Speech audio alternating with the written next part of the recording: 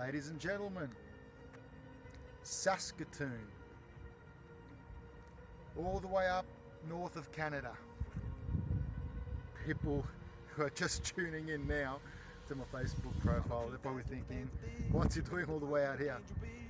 Well, I'm going on an adventure. Will CM Punk win this Saturday? That's a tough one. That is a tough one. It's a tough one because we don't know how much he's improved.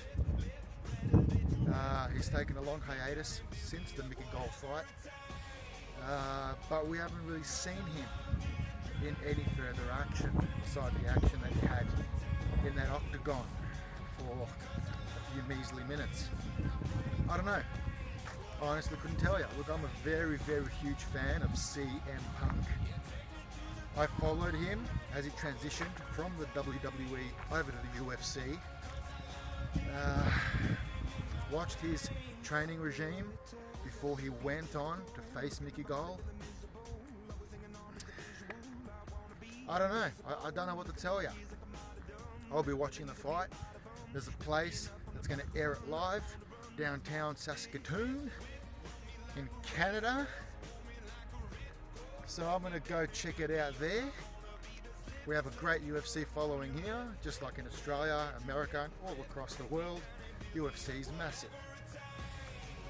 So I'll be watching at the same time as you guys, so hopefully he wins. He has to win, because if he doesn't win, I think that's it for him in the UFC. He can always go elsewhere and fight, Strikeforce, several other promotions, but you know, he's been put into UFC. You know, I don't see him going lower than UFC. He's already been licensed with the UFC. He's part of the video game. You know, go big or go home. And that's what CM Punk has done. Now, could he go to the minor leagues? Sure he could. Won't get paid nowhere near as much. He's a box office attraction. So UFC is where he has to be, or nowhere else, in my opinion. It's possible that it could go well for him this Saturday night. Hopefully it does. I need to see him train. And I haven't been able to see that. And if I haven't been able to see that, if you can't see a person train, you don't know what he can do when push comes to shove in that octagon.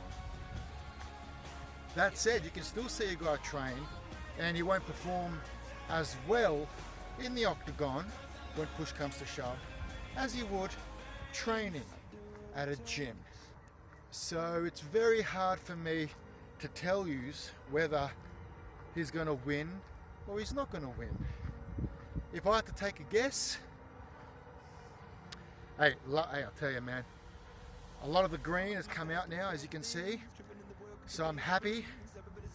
All right, the green, whoo, I tell you, mate, walking through the outskirts of Canada, north, east, west, just anywhere in Canada, it's beautiful, mate. Beautiful. Calgary was beautiful. Vancouver was beautiful. I know I still have to record Vancouver. I've been enjoying it in Saskatchewan.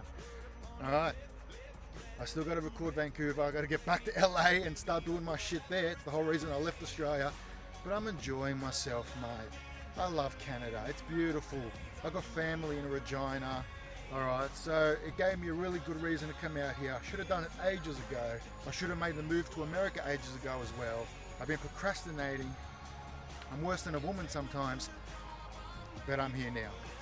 Across the other side of the world, all right, in Saskatchewan, and I like it here. So I'm going to stay as long as I possibly can in Saskatchewan. All right, Regina was beautiful. Saskatoon is awesome. So I'm just taking it in. You know, it's amazing. It's amazing how just lovely Canada is. America, I'm not too fond of America. I'm not too fond of America. But you know, you gotta do what you gotta do. I mean, I do the acting, you know. So So you got to be in America for that. You got no other choice. Otherwise, I wouldn't bother with America, to be honest. Aside a little quick holiday here and there, you know, see all the nice cities, but I wouldn't stay in America. I've relocated to America from Australia, and I'm trying to spend as much time elsewhere because I dread the place. I honestly do. It's not safe. I spent a little bit of time in America to settle in, put all my stuff down, you know, packed it, you know, in the drawers and, you know, in the wardrobe, and, you know, got settled in. And after that, I got on a plane, got a backpack, filled several stuff in that, and I came to Canada. Left my other stuff at my apartment in Los Angeles. And yeah, it's, oh, check this out. It's almost like the New York Bridge. We should go up there. What do you say? Let's go up there. Let's go check it out, mate. We'll go up there. We'll go up there real soon. Now, one thing you got to know, if you're planning to move over to America, you're going to need a few things, all right? The first thing you're going to need is an O-1 visa. Now, if you're not familiar with an O-1 visa, Google's your best friend. Go check it out. The second thing you're going to need, all right, is money. Money. And that's second. First, you need an O-1 visa or a B-1 visa. All right. Either one. Okay. Now, I am able to get an O-1 visa if I want to, but I do not have an O-1 visa. I'm not running on an O-1 visa over in the States. I'm not running on that. I'm running on a B-1 visa. Now, B1 allows you to conduct business transactions in the US, buying property, leasing property, you know, doing dealings with people in regards to business, in regards to acting, you know, in regards to all of that. This is a loophole many don't know. You can have a B1 visa and come to America to see how you go in the acting world. When you do obtain interest, when you do garner interest from, you know, people, and they do want to get you in, then you go, you fill the right paperwork, and they pretty much do it for you, and you obtain an O-1 visa. It's as simple as that. People bust their ass to the living end and to no end trying to get an O-1 visa in Australia. They go to so many agents that claim they can do it, charge them an arm and a leg. We're talking thousands upon thousands of dollars, and shit doesn't even get done. And they're just crying, saying, I want my O-1 visa. I should go to America and marry an American. I should yabba-yabba-yabba-do. B1 visa, that's what I'm on. It grants you 6 months stay, an additional 3 months from the 3 months you already have, all right, from the waiver program. If you don't know what a waiver program is, just stay home. Don't even get on the plane and come to America. All right, I did my research. So 6 months, after those 6 months, I go and see family in Greece and I come back. I go to the UK because I love Tommy chicks. Hell, I might even go to fucking Japan. I'm planning a trip to Japan. And then after that you come back and you're 6 months, reset. All right, there's a little bit of time you got to be overseas after the initial 6 months, and then you come back. All right, 6 months every 3 months. All right, so you balance it out and you're good. That's what I'm doing. I'm not coming here to be the next Johnny Depp. I'm not coming here to be the next Chris Hemsworth. I'm not coming here to be the next, you know, breakout star. I'm just coming here to see where I can get in the acting industry. All right, for me it's promising because I'm not fussy. Less is more. If I get a cameo appearance in Gotham, I'm happy. If I get a bit part role on a brand new season of 24, I'm happy. If Prison Break comes back again and they do a remake and I get myself 5 words in front of the screen, I'm happy. Fuck me dead. 5 words on screen in a US hit show is 100,000 times better, 100 million times better, what am I saying? Heck, 100 trillion times better than getting on neighbours for 10 fucking years, and no one knows who the fuck you are. Alright, outside of Greensboro. And who the fuck goes to Sydney to Palm Beach? And who the fuck even watches Channel 7? I haven't watched Home and Away. I'm plugging it just by mentioning these goddamn shows, Neighbours and Home and Away. But I haven't watched Home and Away since I grew a brain, which was in the year 2000. Alright, and back then they were somewhat hot. You know, back when TV actually meant something, like Blue Heelers, etc. But the thing is, now, I haven't followed it, but I heard it's become so shit, it's been knocked off the network. I think they get 3 or 4 times a week. I think it's gone from being Monday to Friday to being Monday to Thursday, and now it's gone from Monday to Wednesday. So, you know, it's all gone to shit. It went to shit ages ago, but, you know, smart people like me just realised. So, what's the point? What's the point of doing... Hey, what's up? What's the point of doing anything in Australia? There's no market. There's no... I'm digressing from my original topic, but who the fuck cares? Let's just roll with this motherfucker. There's no point in doing anything in terms of film and television in Australia. Like, I don't see the point. I mean, sure, Australia weather compared to Canada is a lot friendlier. I mean, look, we're in the peak of summer, and you know, you're still getting a lot of trees that are not, you know, getting their leaves. You know, you've got some back there that are still, you know, I think they just need to be chopped down. They just died within the fucking snow back in winter. But you know, like it's reasonably green. But the weather, you know, it's chilly. I won't lie, it is chilly.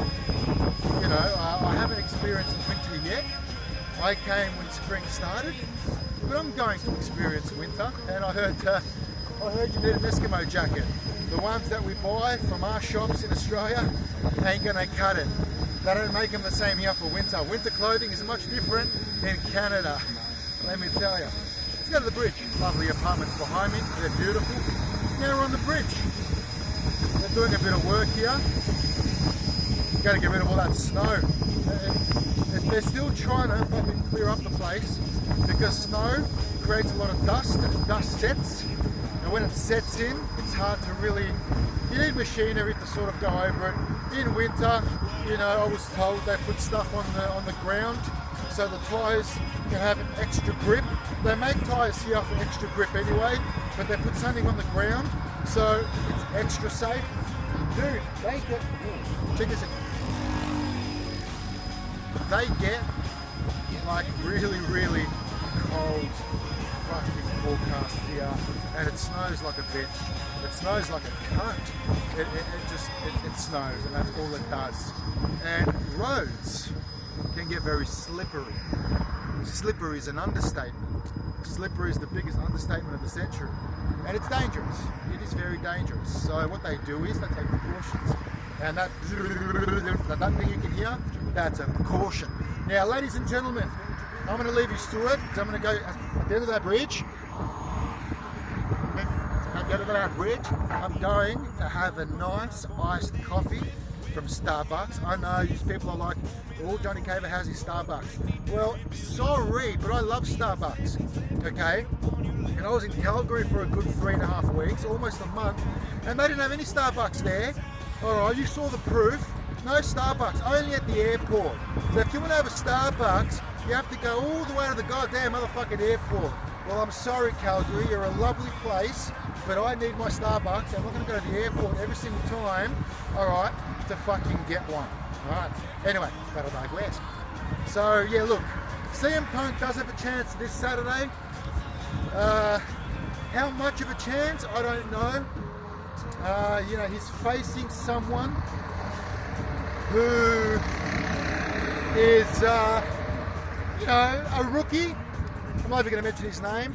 I don't like promoting people I don't give a shit about and people that don't deserve to be promoted. But I will promote CM Punk because I love him and he's a world-class athlete and he is a household name. All right. I'll tell you what though, if he kicks CM Punk's ass, then I'll have to acknowledge him. Because look, this is CM Punk's second chance. Now this guy is even more of a rookie than Mickey Gold was. Mickey Gold whooped his ass as well as CM Punk's. they've both had their ass whooped by Mickey Gall. Now it's an even playing field.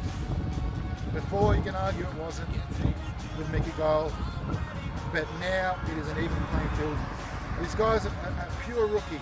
CM Punk hasn't gotten any better at all since his first fight, so he's a pure rookie as well. It's anybody's bet, you know. Who knows? If I had to take a guess, I would say that CM Punk could lose. You know, just from what I've seen, because you know I haven't seen much. I haven't seen much at all of CM Punk training. You know, barely a thing. So this Saturday, I'm going with CM Punk possibly losing. I don't think he's going to win. And hell, if he doesn't win, he can always go, you know, back to wrestling. He can go back, you know, to Chicago.